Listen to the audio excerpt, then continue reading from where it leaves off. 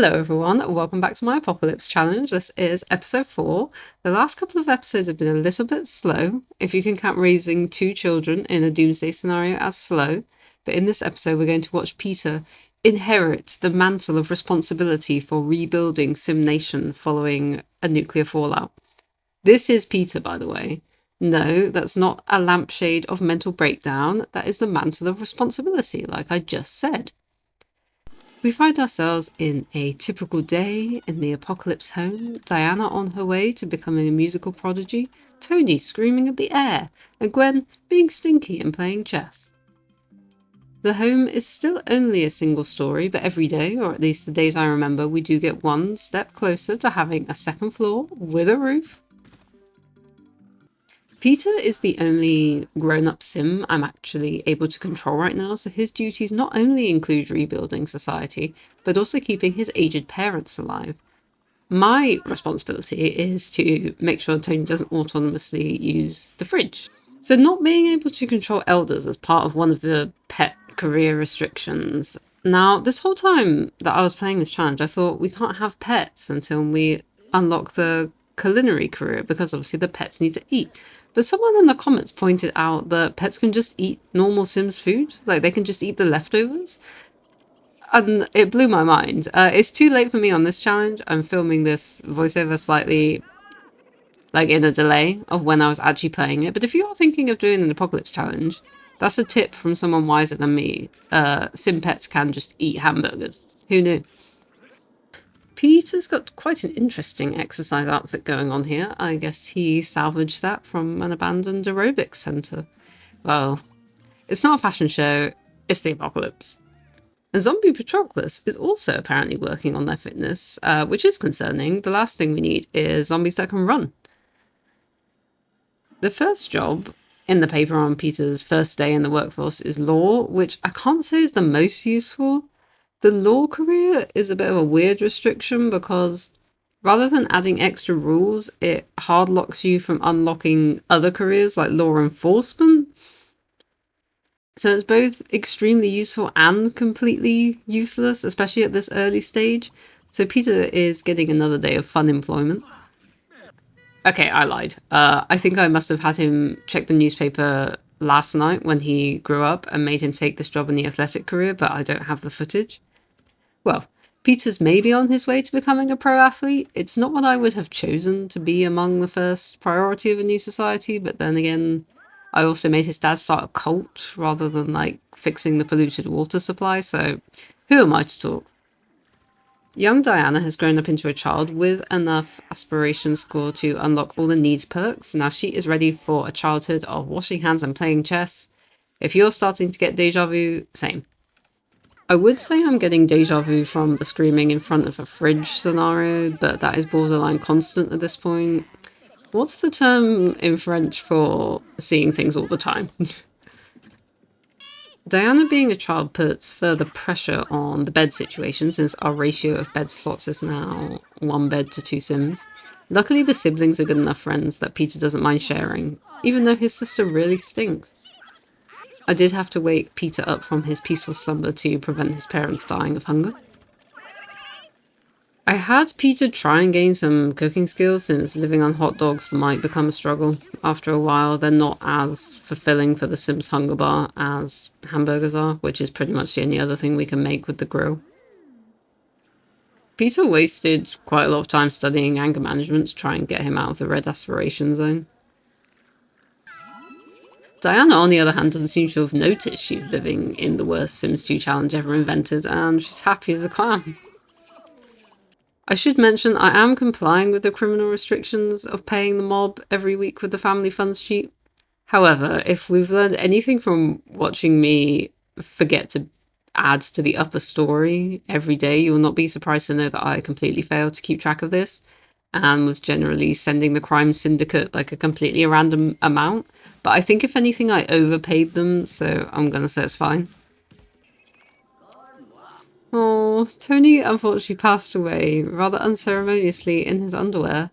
His old friend from the cult leader days, the Grim Reaper, has come to collect on his promised profits and escort Tony to the afterlife. Well, rest in peace, Tony. You did start to annoy me in your twilight years, but that really wasn't your fault. And up to now, you are the only sim that's actually contributed to this challenge by reaching the top of a career. So we're going to pour one out to Tony Trouble, everyone. I moved Tony's grave as far away from the house as possible. I'm going to be lenient and give his ghost a chance at being peaceful, but if even one sim wets themselves thanks to him, he's getting shoved straight in someone's inventory. Love you, Tony. I guess insurance companies are somehow still functioning and absolutely raking it in because almost everyone in the neighborhood has benefited financially from Tony's passing. Maybe, I guess that's the dividends of his MLM scheme finally being distributed. Peter coming home from work in his llama suit and finding that his father has just passed away is actually really sad.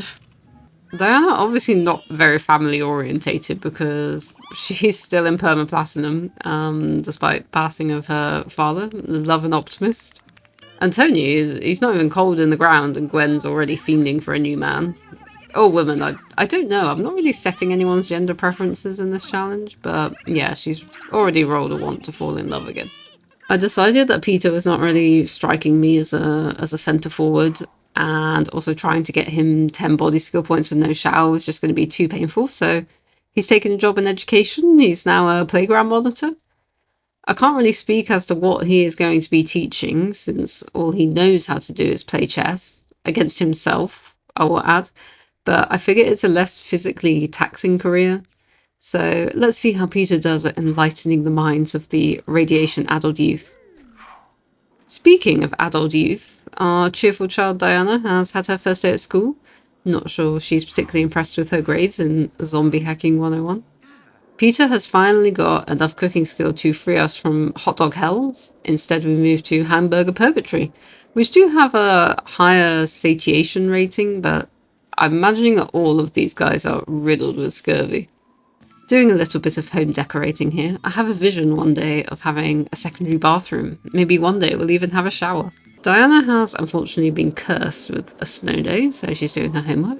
Peter did head off, though, I guess to teach an empty classroom. Which he clearly did very successfully, so Peter is already a better teacher than athlete, so I see a bright future ahead of us. Unlocking education unlocks the ability for teenagers to go to school, as well as going to college. There's also some other things, but let's not get ahead of ourselves. He's only at level 2. We desperately need to replace the 12 or so family friends that Tony took with him. Not that he was doing some kind of drinking the Kool-Aid situation. It's just he was the social nexus of the house. So Peter needs to make some new friends. They're all still alive, don't worry. And by friends, I mean trying to let his pleasure-orientated self have some fun, get his flirt on. Peter's first day as a teacher's aide came after a long night of fixing the sink, making hamburgers, playing Red Hands with his sister. I feel a bit bad for him because with a child and an elder in the house, he really is doing the lion's share of everything, but he doesn't complain too much. These things fill me with terror in this challenge. Oh, look at that, free promotion. Already made it further than Gwen ever did. Sorry, Gwen. You are a real one, but you were a terrible scientist. Diana is impressing as well with an A report card. I hope there's no nepotism going on between you two and you're not getting your grades from your older brother. Unfortunately, that promotion did come before lunch, so Peter's joining the fridge screaming squad this evening. I think by this point I was completely immune to it. Yeah, there's definitely some family favoritism going on at that school. She keeps getting good grades, but she hasn't done any homework. Diana continues the family tradition of getting lectured over a broken sink. I feel very bereft of Tony with his maximum mechanical skill points at the moment. I hope Peter makes a better teacher than plumber, that's all I'm saying. Well, clearly not, because they're already out to replace him. Poor Gwen, with the 2 kids out all day, her social bar absolutely plummeted, and she had to call in some imaginary reinforcements. Wow, that childhood went by in a flash. Diana's already grown up to a teenager. Thanks, Peter, for blocking my view. She's rolled the family aspiration, which is nice. Ignore Peter's criminal connections there. I don't know why the burglar's calling him. Diana's grown up into a quite good-looking sim, if I do say so myself. And she entered the blessed rite of passage of being able to wash her hands and actually gain hygiene motives. She rolled a secondary aspiration of popularity, which I think is a nice combination, and should keep her a fair sight happier than her brother, who almost exclusively wants to play video games. I don't even know how he knows what a video game is. I guess it's like a bedtime story. His dad told him about the days of the hero Super Mario, and he's longing for the 8-bit past or something. Peter doesn't work on weekends, and obviously Diana isn't at school, and so Saturday's off for waylaying people until they turn grey with cold and leave because we can't invite them in. Yeah, everyone in this neighbourhood at this point has the grey skin filter from it being so cold all the time. Oops. Even Peter didn't escape it. Okay, I can't wait to change seasons. Peter was trying it on with his townie earlier, but she is more interested in chatting to his younger sister. I think Peter has like negative riz. He's almost had 0 successful flirtations. It doesn't bode well for making the next generation. I don't know if you can see those ones, but I swear to God that Peter's wants panel was completely stuck on these 4. He just rolled them over and over, and none of them are fulfillable. That is my defense for what happens later. Sorry, spoiler alert. I just want to warn you that Generation 2, it doesn't end well. I don't know who is kicking over my bins, but it's really not on. New thing to be constantly broken just dropped. This time it's the stereo, which is more concerning than the sink because I think Sims can actually electrocute themselves on that. Okay, it looks like it's the townie from last night who must have kicked over the bins because she also just stole our newspaper. I have no idea what Peter said to her to mug her off that badly. I guess, did I direct him to flirt with her and then it annoyed her? Not sure. But yeah, so instead of making family friends, we are making family enemies. Okay, I lied. Sometimes Peter will give me a crumb and he will roll a tiny 500-point want to play chess, and then there's back to the usual, like, I want to blog about games. It's like, neither video games nor blogging exist, Peter. Get a grip. Okay, Diana's coming out of the closet, which is fine, except isn't that the townie that was Peter's girlfriend when he was a teenager? Well, Gretchen's into it, so it's fine. Maybe her apocalypse challenge life is going even worse than ours, and she's like angling to marry into this one. Dire straits in Doomsday Town. God, I nearly let Diana starve to death, and she's controllable. Okay, they've trusted Peter with elementary school children. Still not sure what his qualifications are, but I'll take it.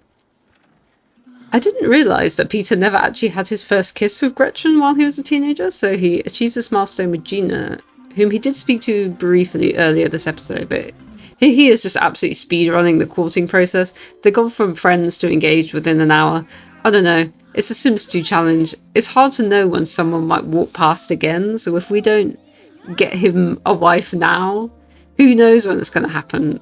So welcome, Gina, into the family. Okay, for reasons I don't know, he hated that and apparently had a crippling fear of getting engaged. I'm sure Gina didn't feel particularly great about that. But anyway, sorry for the lack of ceremony, build-up, slow burn, friends to lovers on that. This is Gina. She lives here now. She is level 3 in the science career and has nothing in her inventory, so that is 2 thumbs up from me. In retrospect, this was a bit of a rash decision because we're back up to 4 Sims, 1 bed. I think Gina is unlikely to want to share with her mother and sister-in-law.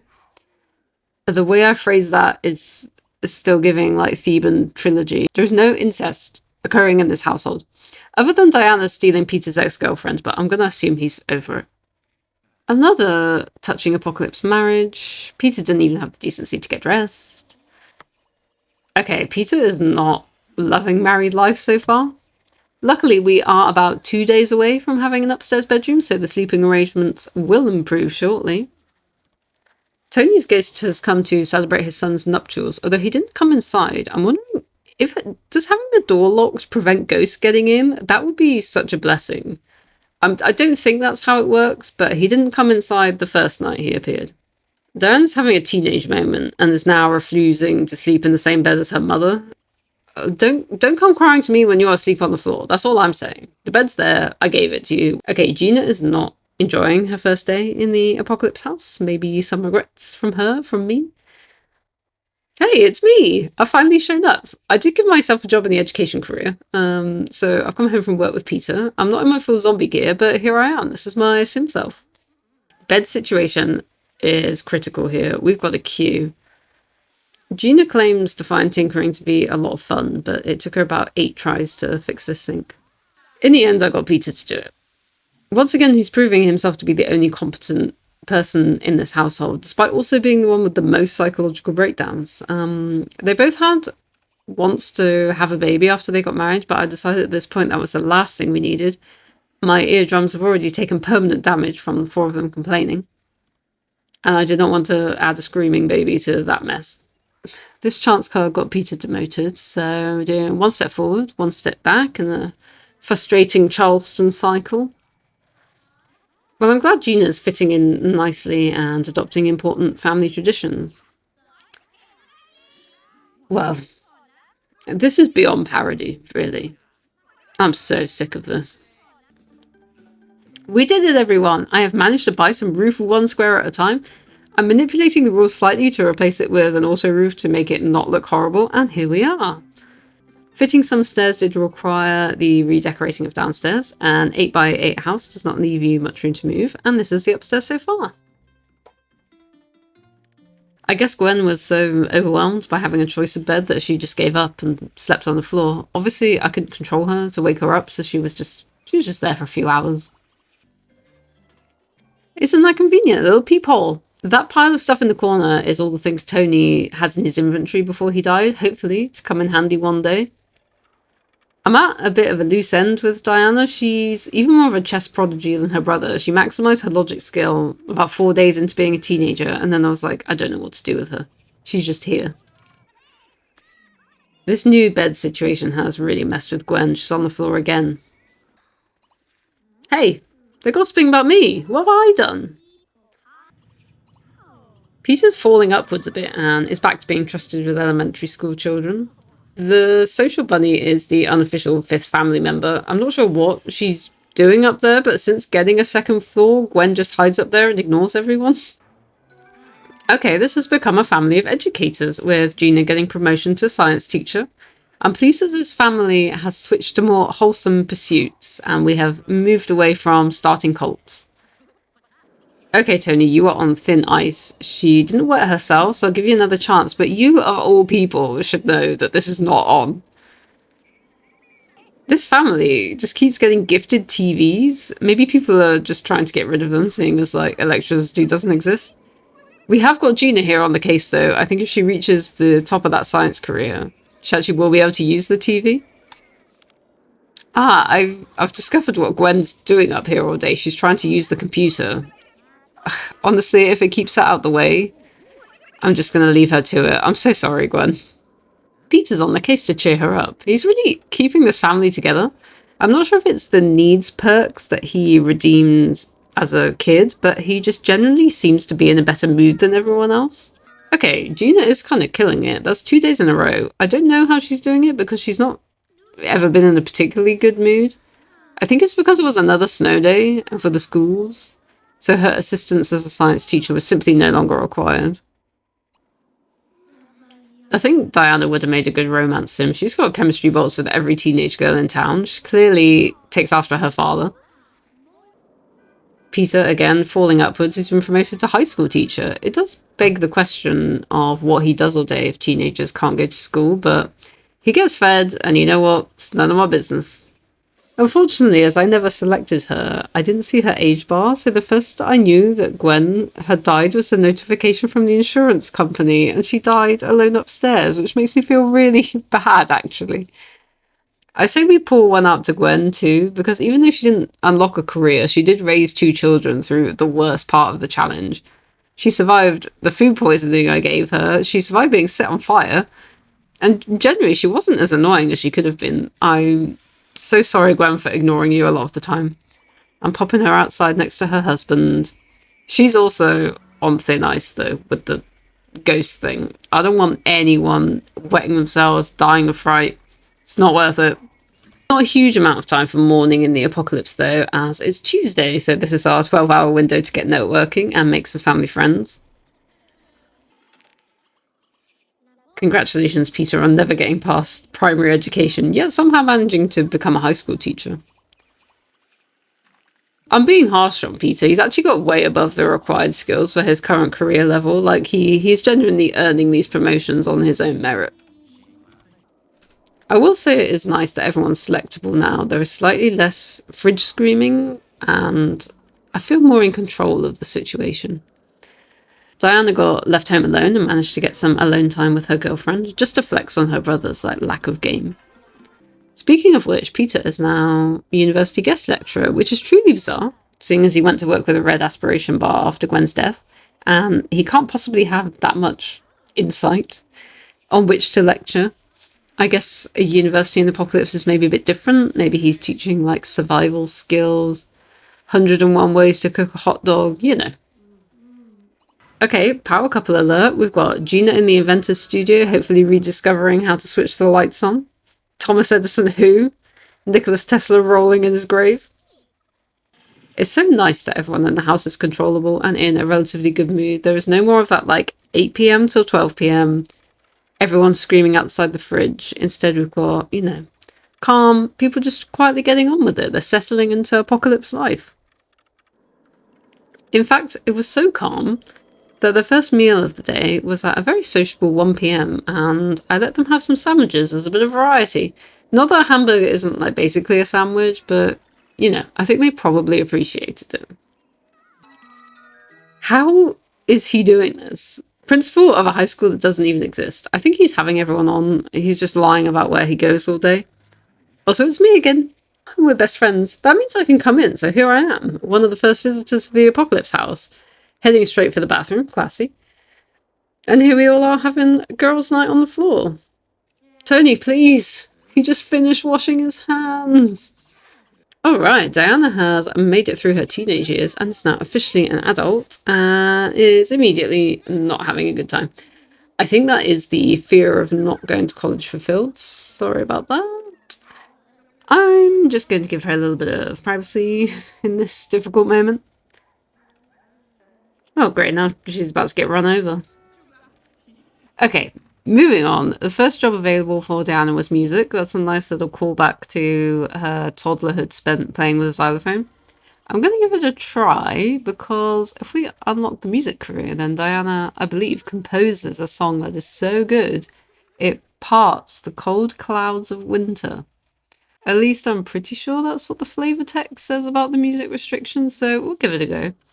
Also, how are we feeling about the holster? I felt like Peter was just too kind of pathetic to have a gun, but Diana's got I can handle my gear energy. Ghost Gwen has shown up. She seems pretty peaceful so far. Spoke too soon. This woman with the hat is seriously obsessed with this family. I thought once Tony died she might stop calling, but she's just moved on to Diana, her next victim. I did have Diana check the next day for jobs just in case there was something more useful, and they're still out trying to replace Peter. Maybe these promotions he's getting are when someone's useless at work, but they get promoted just to some nonsense job because they're too rubbish at their current job, but they can't get fired. I'm getting that kind of vibe from it. Can't have an episode of this challenge without at least 2 broken sync moments. Diana has still got more game than her brother, who hasn't even consummated his marriage, because I just can't risk them woohooing without rediscovering birth control. So I'm afraid Peter has been made an incel by the rules of this game. That is level 7. We live to see it. Frantically getting her some skill points to level 8. Unfortunately, I didn't balance this very well because after a night of skilling, Jean's gone to work in a foul mood. Peter earned 5,000 simoleons for his promotion to college professor. I think that is immensely unrealistic, but wow. Boy's killing it. 2 promotions on the same day. She's now tuning pianos. The triumvirate might actually make some progress this generation. It has always amused me that piano tuner is the 2nd level of job in the music career, because isn't that a really specialized skill? You don't just show up and just become a piano tuner. Surely that takes years of training. We are approaching the crunch with Peter. Will he be able to get the last 2 promotions he needs in the very few days he has left before aging? Stay tuned to find out. He's got the skills. We are grasping a little bit for family friends. I got a bit frantic about the friends at this point. I think Diana must have phoned this same townie. It might be the one she had her first kiss with. For some reason they weren't friends anymore. I must have called her like 18 times, and they still weren't friends by the end of it. I don't know how, but Peter has brought the burglar home from work, which honestly just goes to show that he is working at some kind of clown college where they just let anyone teach, so the picture's coming together. I don't think I think this is all a front. He's like, oh, I'm a college professor. Well, there isn't a college open, so you and the burglar are into some crafty dealings. Thought we were being wholesome, thought we left the weird stuff behind with Tony, but clearly not. Oh, I don't know which one of them did this, but one of them's made a chef salad, which they are not allowed to eat. I think that comes under the natural science restrictions, so I just have to pour that down the drain. No wonder the sink is always broken if we're shoving lettuce down it. Yeah, okay, your husband did wet himself. You left out the part about the ghost, though, didn't you? I think these two are giving me a hint. Not happening right now. I'm sorry. You didn't choose to be in this challenge, but you're in an apocalypse challenge. No funny business is happening. Oh god, here we go.